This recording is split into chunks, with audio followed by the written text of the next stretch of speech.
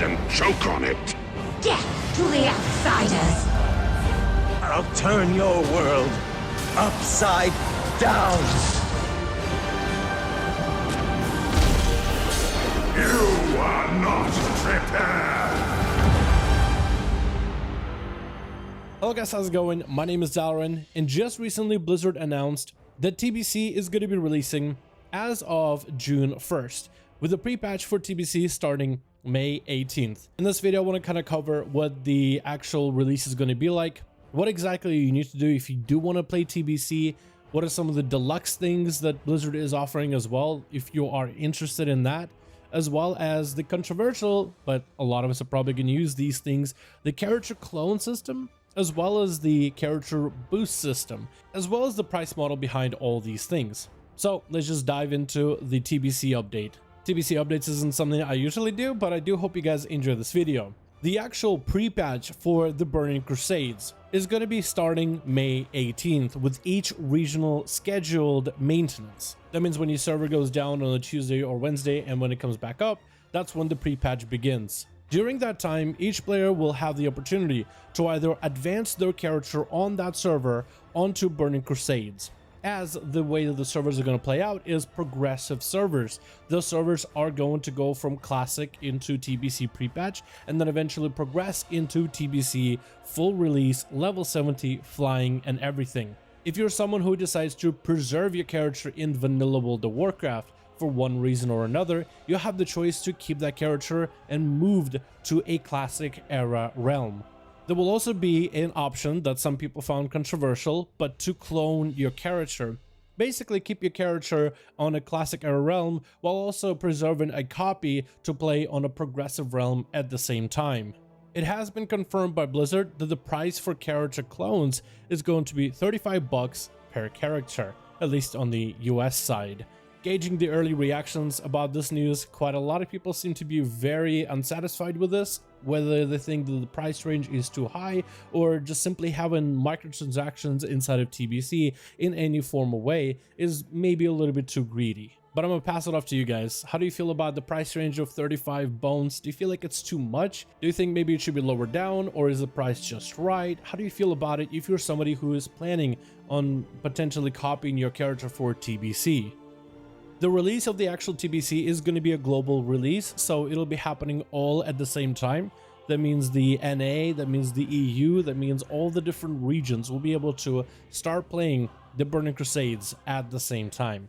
So if it's going to be anything like Shadowlands, it's going to be pretty laggy, and as everybody is getting funneled into Hellfire Peninsula, especially on PvP servers, I imagine it's going to be a bloodbath. But it's definitely going to be interesting, and I think it's going to be really cool to try to join part of the fun and the massive wave of people that are obviously going to be playing the game. And there's going to be a lot of people, especially with the fact that they're adding an opportunity for players to boost a character.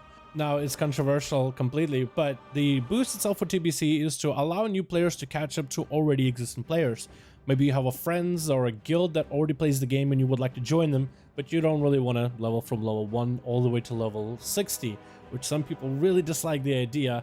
But Blizzard is offering the opportunity for players to catch up to their friends with a one-time boost, so this should be available for every account only one single time. And it looks like we have the price for that one as well. It's going to be $39.99, and it's called the Dark Portal Pass. There are a couple things that this character is going to start with, and Blizzard has a bulletin points of it. You'll have Apprentice Riding Skill, a race-specific mount, weapon skills up to level 58, access to certain flight paths for the old world, a set of gear for a level 58 character, all of green quality, and we got to take a look at that gear back on the beta for TBC. It's not anything amazing, but at least it's a starter. You'll have up to 4 rune cloth bags, 14 slots each, as well as a little bit of gold to start your journey. And as I said from our testing, this isn't like an amazing character, it's at least a starter. You will be able to start doing some of the quests, and with how quickly you replace that green gear in TBC, as long as you're okay just getting from quest to quest and are able to do them successfully, you will start replacing that gear and start seeing your character grow in power fairly quickly. Now, one of the things about this boost is you will not be able to boost a Draenei character or a Blood Elf character. I guess Blizzard decided that for this expansion, if players want to play those races, they'll actually have to level them. So starting May 18th, when the pre-patch arrives, you should be able to create a Draenei or a Blood Elf. My question, I guess, is 2 weeks of pre-patch going to be enough for players to get a character up and running if you do want to play a Paladin Blood Elf on the Horde or a Shaman Draenei on the Alliance? But also, I'm going to pass it off to you from here. What are your thoughts on the boost itself, the $40 price? Do you think it's worth in terms of the time a player would have normally spent leveling from level 1 to level 58, and this boost kind of lets you skip that? Or are you one of the people on the other side of the fence that thinks any kind of microtransaction TBC is a bad idea from the start? And if you want to spice up your experience inside of TBC even more with a variety of different goodies, Blizzard does offer a Deluxe Edition for $69.99. And if you're one of those people that really dislikes microtransactions, you're probably rolling in your seat, but hey, I'm just the guy reporting on the updates. So with the Deluxe Edition for $69.99, you'll get the Reawakened Phase Hunter mount. Creature that draws into otherworldly energies is basically your average Warp Stalker, but now turned into a mount, which was never an available mount back in TBC, and I don't think we've ever had a Warp Stalker as a mount before until now. If you do end up getting the Deluxe Edition, you will also have a version of that mount with all the nice graphics and textures in Shadowlands as well. So you're actually getting, I guess, 2 mounts for one to ride in TBC and one to ride in Shadowlands. You also get a Dark Portal Hearthstone toy that you'll be able to use in TBC Classic, which provides a unique visual of you summoning the Dark Portal as you travel back to your Hearthstone location. You also get a toy for TBC called the Path of Illidan, which where your character is walking around, your feet will leave this green fell flame behind them.